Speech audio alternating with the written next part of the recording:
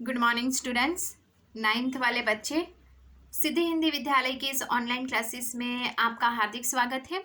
अब बच्चों यहाँ पे हमारा ये जो आज से हमारे आपने देखा होगा कि ऑनलाइन क्लासेस शुरू हो गए हैं। तो यहाँ पे हमारा ये जो ऑनलाइन क्लासेस है उसमें मैंने आपको अभ्यासक्रम की सूची दे दी है कि इस साल हमें कौन कौन से लेसन पढ़ने हैं और कौन कौन से लेसन हमें निकाल देने हैं। ठीक है। अब यहाँ पे हिंदी सब्जेक्ट के भीतर नाइन्थ क्लास में उनका पहली बार मेरे साथ परिचय हो रहा है।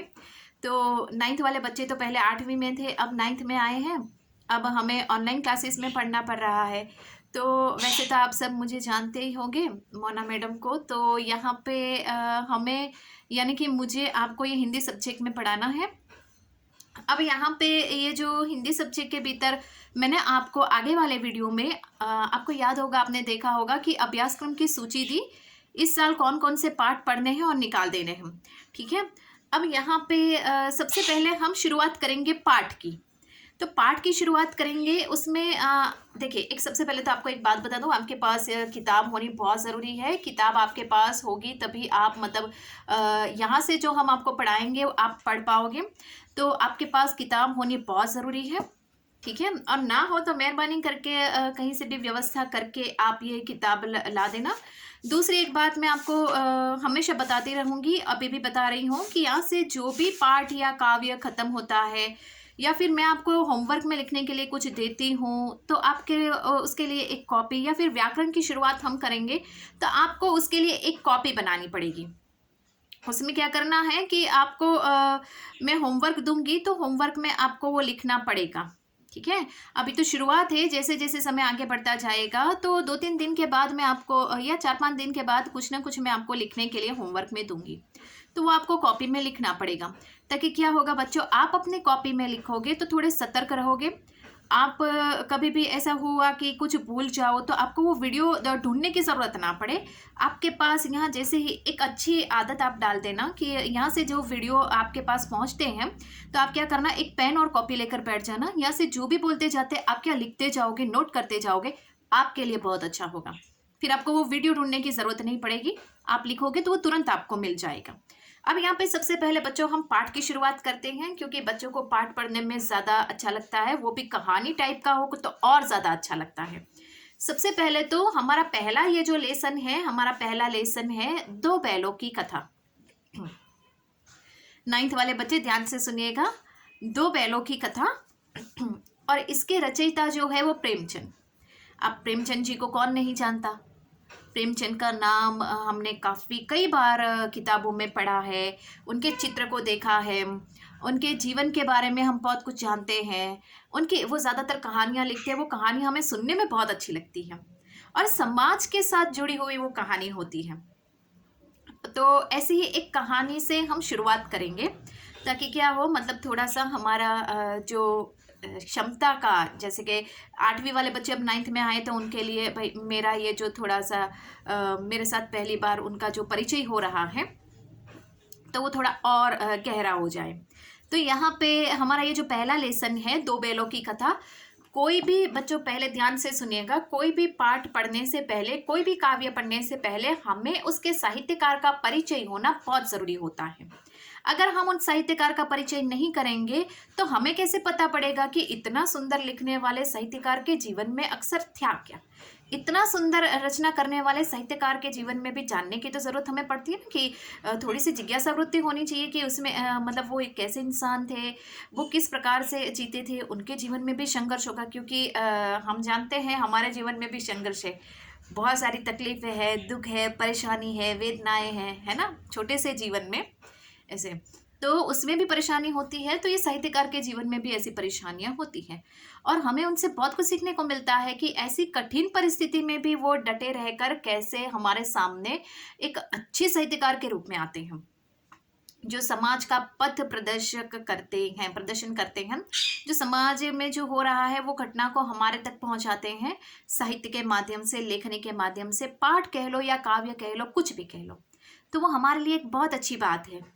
अब यहाँ पे सबसे पहले वो साहित्यकार का परिचय देख लेते हैं, प्रेमचंद। ठीक है। मैं यहाँ से थोड़ा बहुत पढ़ती हूँ, आप ध्यान से सुनिएगा।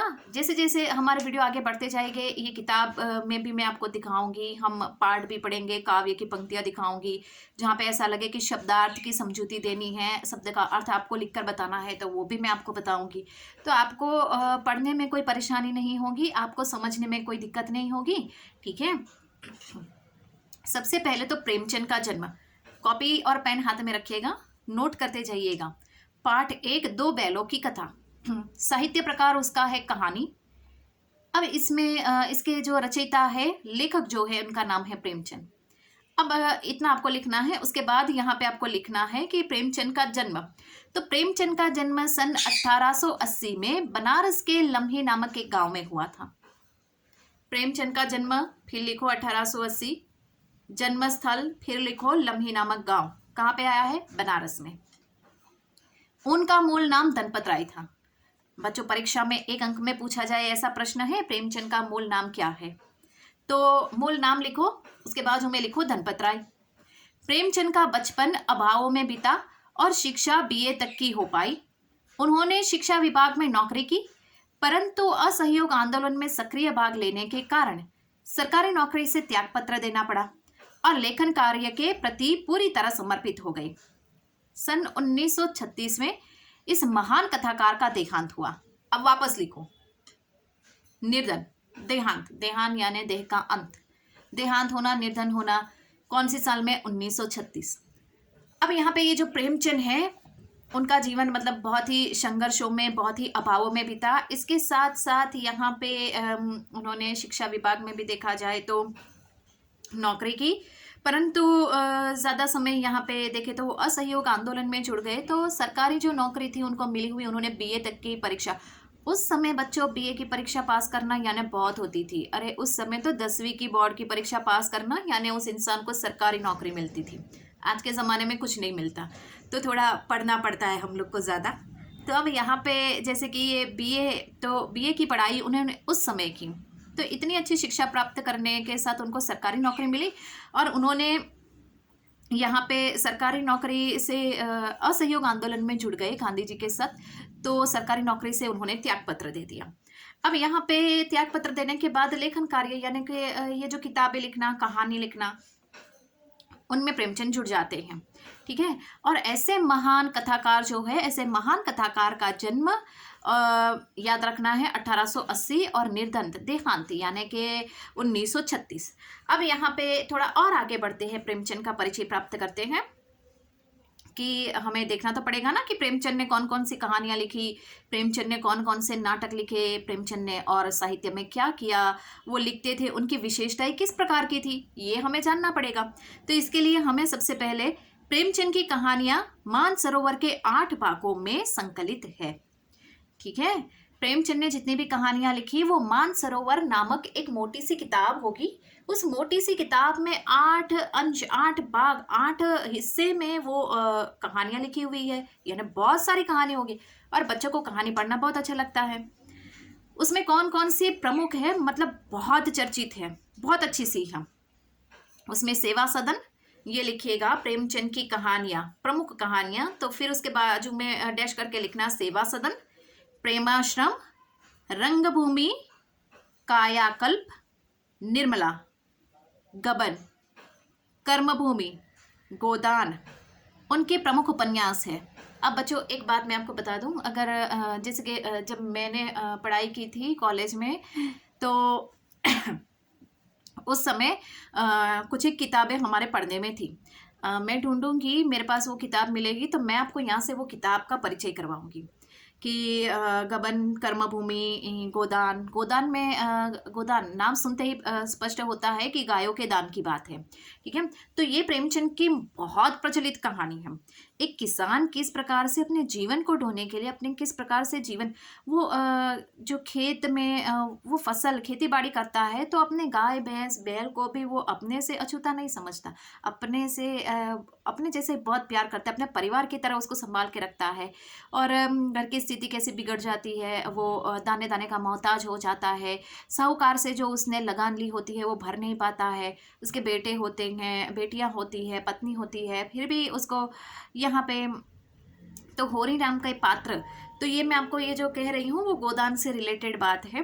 तो बहुत ही अच्छी कहानी है, कभी मौका मिले बच्चों जीवन में आगे बढ़ो तो आप ज़रूर उसको पढ़ना, ठीक है। ये उनके प्रमुख उपन्यास है। उपन्यास यानी उसमें एक मुख्य पात्र होता है, जैसे कि हम देखते हैं मूवी, देखते हैं मूवी में हीरो होता है और वो कैसे उसके इर्द गिर्द दूसरे पात्र होते हैं और 3 घंटे की फिल्म चलती रहती है। फिर कहीं पे हम लोग देख सकते हैं कि उसी प्रकार से ये उपन्यास भी होता है कि जिसमें एक मुख्य पात्र होता है, उसके इर्द गिर्द छोटे मोटे पात्र होते हैं जो मुख्य पात्र को और ज़्यादा सुंदर बनाते हैं। और कहानी, उपन्यास यानी बहुत लंबा विस्तार से चलने वाली कहानी जैसी होती है। कहानी अलग है, उपन्यास अलग है, ठीक है। और हम जो ये दो बैलों की कथा पढ़ रहे हैं वो कहानी है। अब यहाँ पे ये उनके प्रमुख उपन्यास हैं जितने मैंने नाम लिए, तो यहाँ पे लिखना प्रेमचंद के प्रमुख उपन्यास सेवा सदन, काया कल्प, गोदान, निर्मला, कर्मभूमि, प्रेमाश्रम, रंगभूमि, ये सारे उनके उपन्यास हैं। अब बच्चों थोड़ा सा और परिचय हम प्राप्त करेंगे, लेकिन आज के लिए सिर्फ इतना ही, यहाँ पे हम रुकते हैं। कल वापस प्रेमचंद का परिचय प्राप्त करेंगे और उसमें हम सीखेंगे कि किस प्रकार से ये साहित्यकार के जीवन में अलग प्रकार का ये जो विशेषता, उनकी शैली, उनकी लेखन प्रवृत्ति की जो छटा है उसका हम परिचय प्राप्त करेंगे, ठीक है। Thank you.